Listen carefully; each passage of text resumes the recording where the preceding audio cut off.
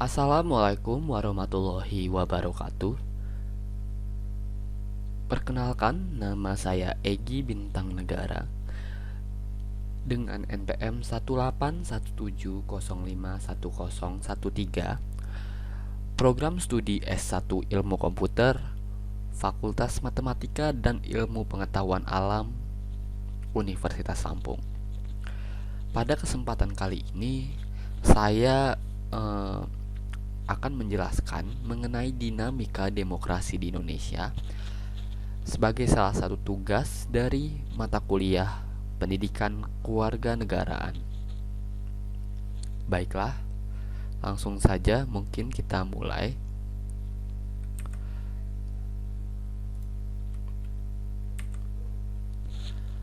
Baiklah, konsep dasar demokrasi. Istilah demokrasi atau democracy berasal dari penggalan kata bahasa Yunani, yakni demos dan kratos atau kratein. Demos berarti rakyat dan kratein berarti pemerintahan. Jadi demokrasi berarti pemerintahan rakyat. Salah satu pendapat terkenal dikemukakan oleh Abraham Lincoln di tahun 1863 yang mengatakan demokrasi adalah pemerintahan dari rakyat, oleh rakyat, dan untuk rakyat, atau government of the people, by the people, and for the people. Pemahaman tentang pilar demokrasi. Sebelumnya sedikit penjelasan tentang konsep dasar demokrasi ini ya.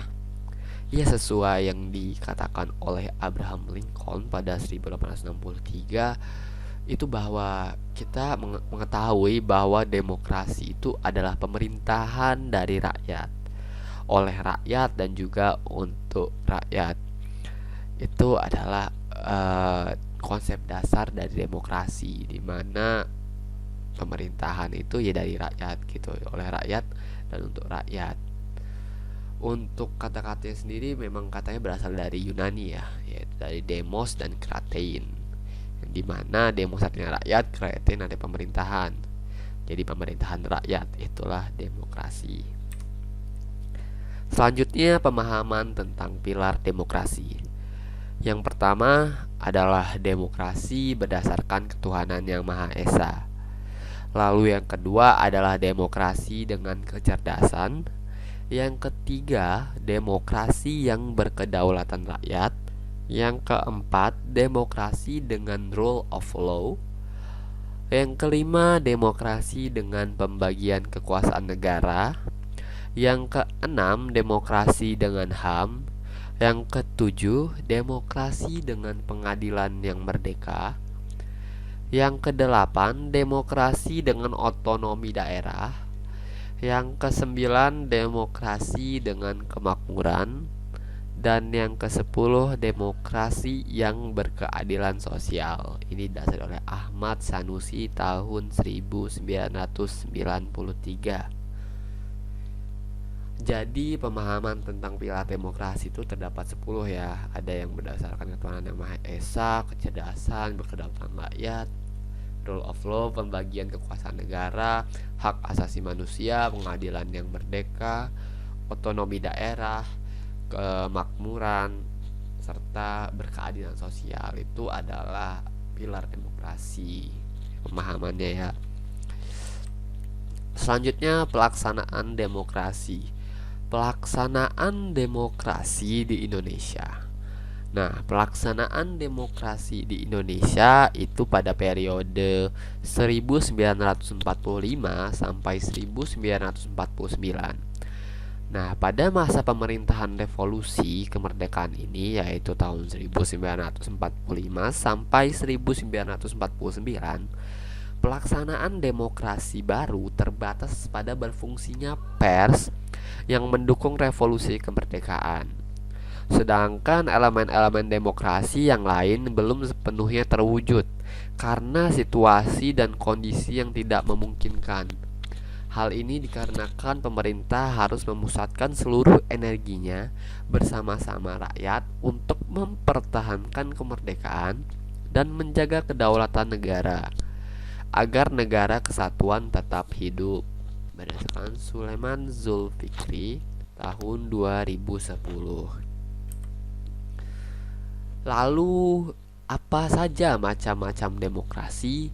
Yang pertama, menurut Septi Nurwijayanti dan Nani Prasetyoningsih tahun 2009, pada dasarnya demokrasi terdapat beberapa macam demokrasi.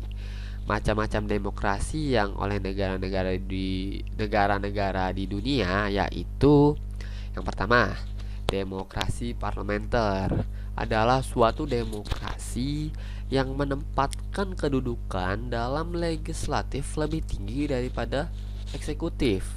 Kepala pemerintahannya dipimpin oleh seorang perdana menteri. Jadi untuk negara-negara di dunia yang menganut demokrasi parlementer itu kepala pemerintahannya itu adalah seorang perdana menteri, seperti itu. Lalu ada demokrasi terpimpin. Setelah dikeluarkannya dekret tahun 1959, Indonesia kembali kepada Undang-Undang Dasar 1945. Namun pada masa ini tidak sepenuhnya dilaksanakan. Presiden sebelumnya sudah mengeluarkan pernyataan tentang demokrasi terpimpin pada saat sidang Dewan Konstituante tahun 1956. Nah, itulah demokrasi terpimpin ya. Lalu ada demokrasi Pancasila. Nah, demokrasi Pancasila yang menjadi macam-macam demokrasi di Indonesia yang ketiga. Nah, masa ini presiden tetap mempunyai tugas dan wewenang sebagai kepala negara dan kepala pemerintahan dengan kekuasaan tidak terbatas. Ada konstitusi dan undang-undang di bawahnya yang membatasi presiden membentuk kabinet kerja yang bertanggung jawab kepadanya. Yang membatasi tentunya ada konstitusi dan undang-undang di bawahnya yang membatasi. Nah, presiden itu membentuk kabinet kerja yang bertanggung jawab kepadanya untuk membantu menjalankan penyelenggaraan pemerintahan. Nah, di sini jadi di demokrasi Pancasila itu presiden ada sebagai kepala negara dan juga kepala pemerintahan. Namun itu terdapat konstitusi dan undang-undang di bawahnya yang membatasi itu walaupun punya kekuasaan tidak terbatas ya. Seperti itu.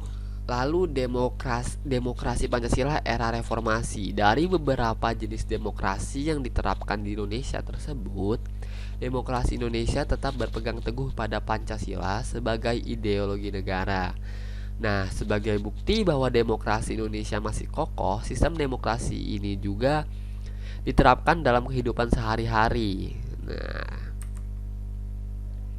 fungsi demokrasi, sistem politik yang memberikan kekuatan untuk memilih pemimpin rakyat dan pemerintahan secara bebas serta adil dalam pemilihan umum.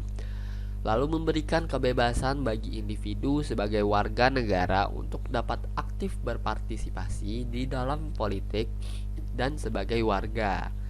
Memberikan perlindungan kepada hak asasi pada warga negara, menghasilkan sebuah aturan yang berlaku kepada semua warga negara tanpa ada pandang bulu. Pelaksanaan demokrasi di Indonesia pada periode 1949 sampai 1959. Periode kedua pemerintahan negara Indonesia merdeka berlangsung dalam rentang waktu antara tahun 1949 sampai 1959. Pada periode ini terjadi 2 kali pergantian undang-undang dasar.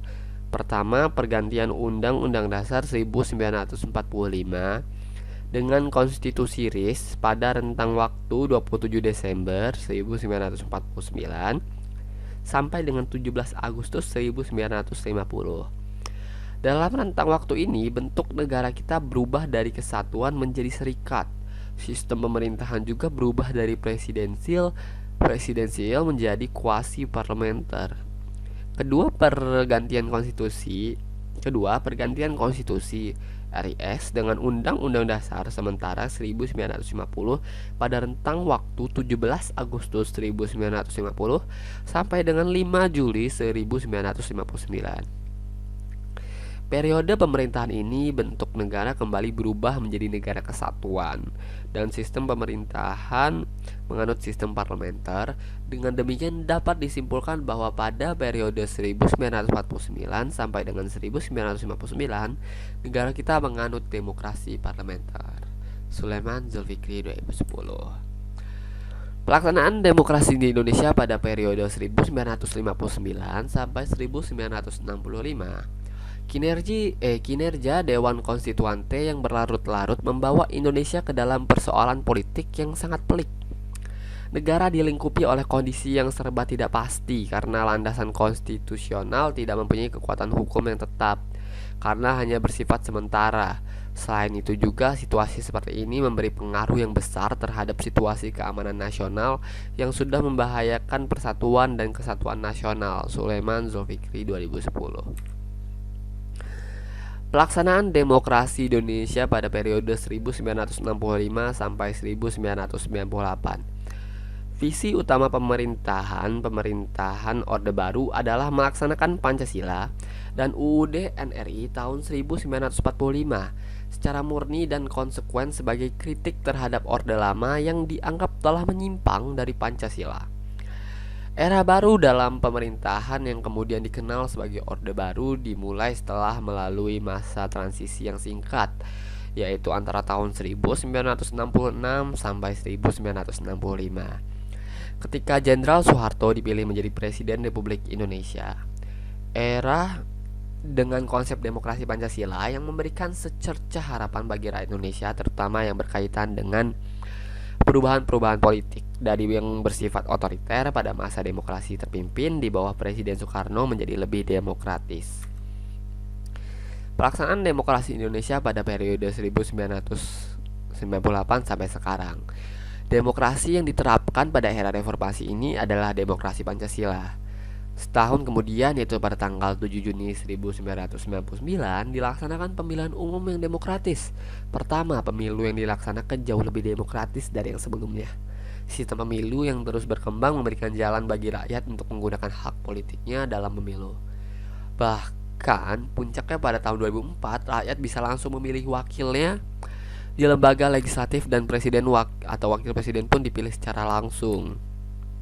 Nah, itulah ya dinamika demokrasi di Indonesia. Baiklah, sebelumnya jika ada salah saya minta maaf. Saya Egy Bintang Negara pamit undur diri. Terima kasih. Wassalamualaikum warahmatullahi wabarakatuh.